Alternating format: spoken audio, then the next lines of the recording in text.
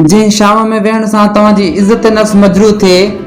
तव्हांखे घुर्जे त तव्हां उस में वेहण खे वधीक तरजीह ॾियो। हज़रत अली साईं फरमायो त अगरि का अहिड़ी जॻह जिते तव्हांखे सोन जी प्लेटनि में खाधो मुहैया कयो वञे थो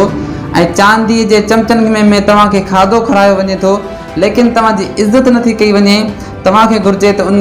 रस्ते ते उन हंध ते वरी न ॿीहर वञो, त उन हंध ते ॿीहर न वञो। असांजी हिकु ग़लतफ़हमी आहे, असां छा कंदा आहियूं जो दोस्ती अहिड़नि माण्हुनि सां रखंदा आहियूं जेके असां खां हैसियत में, असां खां इज़त में मथे हूंदा आहिनि, ऐं छा थींदो आहे त दोस्ती खां बाद में असांखे उनजो ख़्यालु करिणो पवंदो आहे। असां उन्हनि माण्हुनि खे इग्नोर करे छॾींदा आहियूं जेके असां खां हैसियत या इज़त में घटि हूंदा आहिनि, हालांकि सुभाणे खां बाद इज़त उहे असांजी कंदा आहिनि, ख़्यालु उहो असांजो रखंदा आहिनि, लेकिन असांजो नफ़्स असां सां फ़रेब करे वेंदो आहे। जेकॾहिं वाक़ई असां चाहियूं था त असांखे हिकु सची दोस्ती ऐं जंहिं दोस्ती में असांखे सुकून मिले, त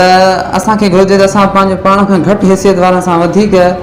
मेल जोल रखूं, दोस्ती उन्हनि सां रखूं। असांजी सिंध जी हिकु पुराणी चवणी बि आहे त पराए महल खे ॾिसी करे पंहिंजी झोपड़ी न ढहणु घुरिजे। असांखे घुरिजे त पराए महल में नौकर थियण खां पंहिंजे झोपड़ीअ में बादशाह थियण खे वधीक तरजीह ॾियूं।